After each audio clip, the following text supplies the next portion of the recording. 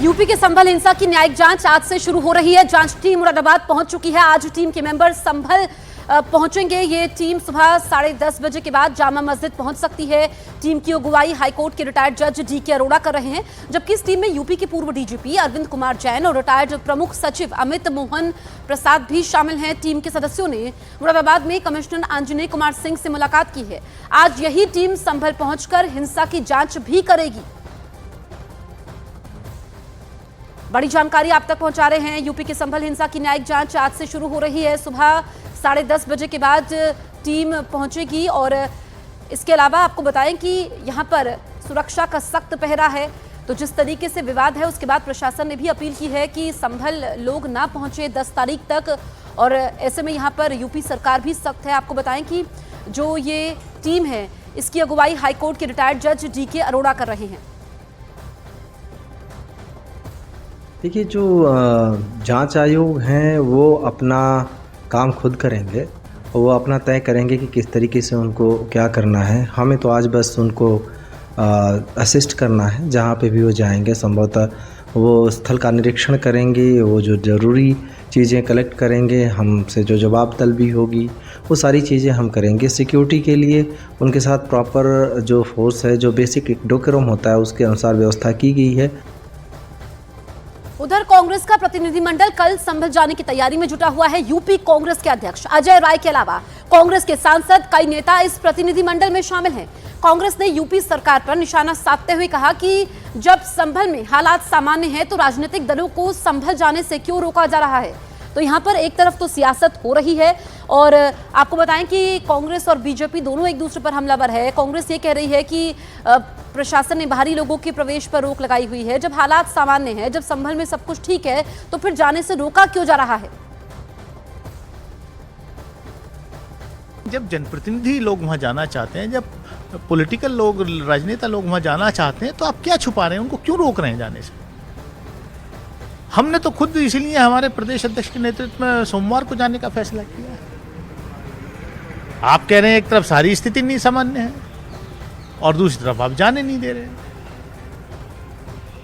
ये तो कहीं ना कहीं प्रशासन वहां, उत्तर प्रदेश सरकार वहां कुछ ना कुछ छुपा रही है। तो कौन के दंगों में अखिलेश यादव जी डायरेक्टली इनडायरेक्टली उसमें उनकी भूमिका है। उनकी पार्टी का सांसद, उनकी पार्टी का विधायक जो लोगों को भड़का रहा है, पत्थर क्योंकि ग्राउंड जीरो से हमारे साथ लाइव मौजूद है दीपक। जो सियासत हो रही है उस पर तो हम बात करेंगे, लेकिन आप ग्राउंड जीरो पर मौजूद है। न्यायिक जांच टीम के मेंबर्स वहां पर पहुंच चुके हैं। कितने बजे से जांच शुरू होगी और क्या ताजा अपडेट है? देखिए, तकरीबन 15 मिनट के बाद न्यायिक आयोग की टीम के सदस्य यहां पहुंचने वाले हैं और उसके बाद उनकी जांच होगी। सबसे पहले वो थाने में जाएंगे, वहां पर अधिकारियों से मुलाकात करने के बाद पूरा ब्यौरा लेंगे कि किस किस इलाके में जो कुछ हिंसा हुई थी और उसमें पीड़ित कौन कौन थे, और पूरी डिटेल के बाद फिर वो उन लोगों से मिलने जाएंगे, मुआयना करेंगे और शाही मस्जिद के पास भी उनके आने की संभावनाएं हैं। तो ये कहा जा सकता है कि अगले 15 से 20 मिनट में जब टीम यहाँ पर पहुँचेगी तो उसके बाद डीएम, स्थानीय डीएम और जो एसपी है उनके साथ रहेंगे और पूरी टीम प्रशासनिक अमला उनके साथ रहेगा और कोशिश उनकी यही होगी कि पूरी जांच को किया जाए, क्योंकि न्यायिक आयोग की टीम जो 3 सदस्यीय मानी जा रही है वो इस यहाँ पर आकर हर उस पल की, हर उस पहलू की जांच करेंगे, क्योंकि एक रिपोर्ट उन्होंने शासन को सौंपनी है। और इसी वजह से अब माना जा रहा है कि कुछ देर बाद जब वो पहुँचेंगे तो उसके बाद एक एक करके उन प्रभावित इलाकों में जाएंगे, पीड़ितों से भी मिल सकते हैं, अस्पताल में जा सकते हैं और जो यहाँ पर फौरी तौर पर जो प्रशासनिक अमला है उससे अपनी रिपोर्ट लेंगे, क्योंकि एक दिन पहले वो मुरादाबाद मंडल में पहुंचे थे, वहां पर उन्होंने कई सारी जानकारियां ली थी और उसके बाद अब रिपोर्ट तैयार करेंगे। बिल्कुल दीपक, आप तस्वीरें भी दिखाइए, क्योंकि सियासत इस पर हो रही है। कांग्रेस कह रही है कि अगर हालात सामान्य हैं, सब कुछ ठीक है, तो फिर जाने से रोका क्यों जा रहा है? देखिए, जिलाधिकारी ने 3 दिन पहले ही ये कह दिया था कि कोई भी जनप्रतिनिधि अगर वो किसी से मिलना चाहता है तो वो यहाँ पर, मैं कहूँगा सिर्फ शॉर्ट्स भी दिखाते रहें, वो उनका ये कहना था कि कोई अगर यहाँ पर मिलना चाहता है तो वो मिलने आ सकता है, लेकिन 5-6 दिन के बाद अगर जब हालात सामान्य हो जाएं तो तब आएँ तो उन्हें कोई परेशानी नहीं होगी। अगर उस बीच में अभी आने की जल्दबाजी करेंगे तो हो सकता है कि किसी बात को लेकर कोई बुरा मान जाए या किसी और रंग को देने की यहाँ पर कोई कोशिश करे, तो उसको लेकर शासन जो है पूरी तरह से मुस्तैद मुस्तैद है और इसीलिए उन्होंने पहले ही कह दिया था कि यहाँ पर किसी के आने की यहाँ पर अभी ज़रूरत नहीं है और वो नहीं चाहते हैं कि किसी तरह से माहौल यहाँ का वापस एक बार फिर बिगड़ने की कोशिश हो, क्या पता कोई उपद्रवी यहाँ पर निकल कर आए। तो ये सारी चीज़ें इसीलिए समाजवादी पार्टी के डेलीगेशन समेत कई जनप्रतिनिधियों को यहाँ पर आने तक 10 दिसंबर तक प्रवेश पर अनुमति नहीं है। और लेकिन जो समाजवादी पार्टी के प्रतिनिधिमंडल के लोग थे वो एक दिन पहले पहुँचने वाले थे और काफ़ी जद्दोजहद के बाद उन्हें रोका गया था। बॉर्डर के पास, अंबल बॉर्डर के पास भी कई जगह पर नाकेबंदी हमने देखी थी। लेकिन आज यहाँ पर क्योंकि टीम आने वाली है और कोशिश यहाँ पर प्रशासनिक अधिकारियों की यही है कि जब तक टीमें यहाँ पर जांच कर रही हैं तब तक कोई यहाँ पर ना आ पाए और जिसकी वजह से कोई व्यवधान हो। और उनका ये कहना भी था जिलाधिकारी का कि जब तक यहाँ पर हालात सामान्य होते हैं, सुरक्षा बलों की टुकड़ियाँ हैं, 16 कंपनियाँ यहाँ पर तैनात है, तो ऐसे माहौल में वो नहीं आते हैं तो ज़्यादा बेहतर रहेगा, क्योंकि यहाँ पर सारी सुविधाएं प्रशासन की तरफ से उन सभी तक पहुँचाई जा रही है, दी जा रही है, सबसे बातचीत की जा रही है। ठीक है, शुक्रिया दीपक आपका तमाम जानकारी हम तक पहुंचाने के लिए। तो संभल में फिलहाल शांति है। आज डीएम और एसपी ने संभल में फ्लैग मार्च किया। डीएम संभल ने बाहरी व्यक्तियों से 10 दिसंबर तक संभल न आने की अपील की है। संभल में बाजार, स्कूल खुल गए हैं, इंटरनेट सेवा भी चालू है।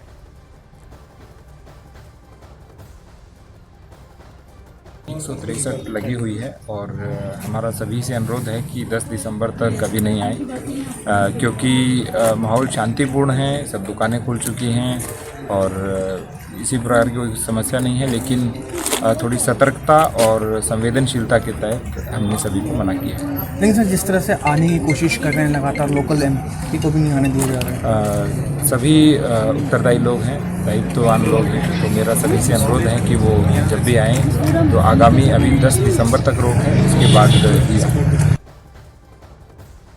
संभल में शाही जामा मस्जिद से जुड़ी एक बड़ी जानकारी आप तक पहुंचा दें। जिला कोर्ट में दाखिल किए एएसआई के हलफनामे में बड़ा खुलासा हुआ है। हलफनामे में जानकारी दी गई है कि 25 जून 2024 को भी स्थानीय लोगों ने एएसआई को जामा मस्जिद का निरीक्षण नहीं करने दिया था। इन मामलों में एएसआई ने अधिकारियों को रिपोर्ट भी दी थी। इसके साथ ही एएसआई संरक्षित जामा मस्जिद की सीढ़ियों पर मनमाने तरीके से स्टील की रेलिंग लगाने के मामले में भी संभल कोतवाली में 2018 में प्राथमिकी दर्ज करवाई थी। मस्जिद में मनमाने तरीके से नए निर्माण और मूल रूप से मस्जिद कमेटी द्वारा बदले जाने की बात भी हलफनामे में कही गई है। कुल मिलाकर मस्जिद कमेटी ने न सिर्फ मस्जिद के मूल रूप को बदला है, बल्कि एएसआई संरक्षित धरोहर पर कब्जा कर एएसआई को निरीक्षण से रोका।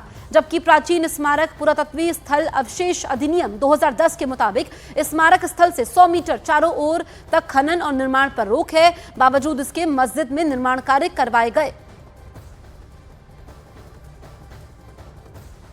29 नवंबर को एएसआई ने चंदोसी कोर्ट में एक हलफनामा दायर किया था। उस हलफनामे में ये कहा था कि जो शाही मस्जिद है, शाही मस्जिद संभल की, उसमें जो मूल रूप है उसमें छेड़खानी की गई है, उसमें उसे बढ़ाया गया है और वो मूल रूप बिना एएसआई की परमिशन के नहीं बढ़ाया जा सकता। ये कौन लोग थे? मस्जिद कमेटी के लोग थे या किसने ये बढ़ाया? वो जो मूल रूप के साथ छेड़खानी है वो है यहाँ पर मस्जिद के ठीक फ्रंट गेट के सामने जो सीढ़ियाँ है, रेलिंग बनाई गई है, इसको लेकर ये बताया गया था कि इसमें जो है रेलिंग नहीं बननी चाहिए थी, उसको बनाया गया। क्योंकि एएसआई जब भी किसी इमारत को या धरोहर को लेता है तो उसमें छेड़खानी नहीं की जा सकती है, एएसआई की परमिशन बहुत ज़रूरी होती है। और यहाँ पर उनकी तरफ से ये कहा गया था कि उनकी परमिशन नहीं लगी, उन्हें अंदर नहीं आने दिया जाता था। इस तरह की चीज़ें वहाँ पर रखी गई है। साथ ही एफआईआर दर्ज की गई थी 2018 में, यानी ये रेलिंग 2018 में बनाई गई थी और उसी दौरान इस एफआईआर कॉपी में साफ तौर पर लिखा गया है 2018 की जो मस्जिद के सामने की जो रेलिंग है उसे यहाँ पर कंस्ट्रक्ट किया गया है। और ये इसमें ये भी लिखा गया है कि किसी भी तरह से निर्माण खनन कार्य वर्जित है और किसी भी प्रकार के मरम्मत कार्य हेतु आगरा मंडल आयुक्त आगरा द्वारा पूर्वानुमति लेना आवश्यक है। संभल में जामा मस्जिद के अवैध निर्माण के साथ ही मस्जिद की सीढ़ियों के पास बने कुएं को भी बंद किया गया है। ये वो कुआं है जिस कुएं में स्थानीय हिंदू परिवार कुआं पूजन करते थे। आरोप है कि 1998 और साल 2000 के बाद उन्हें वहां पूजन के लिए नहीं आने दिया जाता है।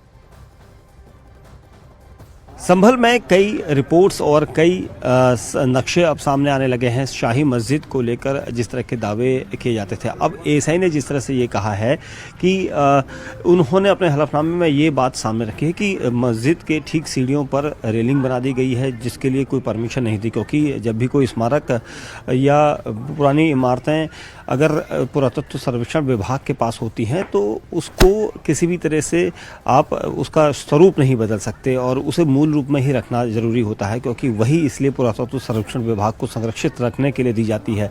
इन रेलिंग्स का निर्माण किया गया, उसके लिए साल 2018 में एएसआई ने एफआईआर भी दर्ज करवाई थी और उस एफआईआर को दर्ज कराने के बाद भी कई लोगों के नाम उस एफआईआर में थे और ये बताया जा रहा है कि किसी भी तरह से आप संरक्षित जो इमारत या स्मारक होती है उसमें छेड़छाड़ नहीं कर सकते। हालांकि ये किसने करवाया ये जांच का विषय था, इसमें कई लोगों के नाम भी सामने दिए गए थे। उसके अलावा बाद में कई सारी चीज़ें आई। उसी तरह से एक कुआं की बात की गई, क्योंकि स्थानीय लोग जो हिंदू धर्म के लोग हैं उनका ये दावा था कि उन्होंने कुछ फ़ोटोज़ भी हमें दिखाई और उस फोटोज़ में इसी कुएं की बात की जा रही है जिसमें पुलिसकर्मी बैठे हुए हैं। ये वो कुआं है, इसी कुएं की बात की जा रही है कि कुआं पूजन के लिए वो अक्सर यहाँ पर आया करते थे। जब भी कोई उनके फंक्शन होते हैं तो कुआं पूजन की एक रस्म होती है हिंदू धर्म में, वो इसी जगह पर इसी कुएं की बात की जा रही है, जिस कुएं में हम इस वक्त आपको अपनी चीज़ें दिखा रहे हैं कि ये वही कुआं है जिसमें कुआं पूजन होता था। लेकिन इसमें भी कंस्ट्रक्शन, इसके ऊपर कंस्ट्रक्शन करके इसको बंद कर दिया गया है, ऐसा यहाँ पर दावा गया है। बढ़ते आगे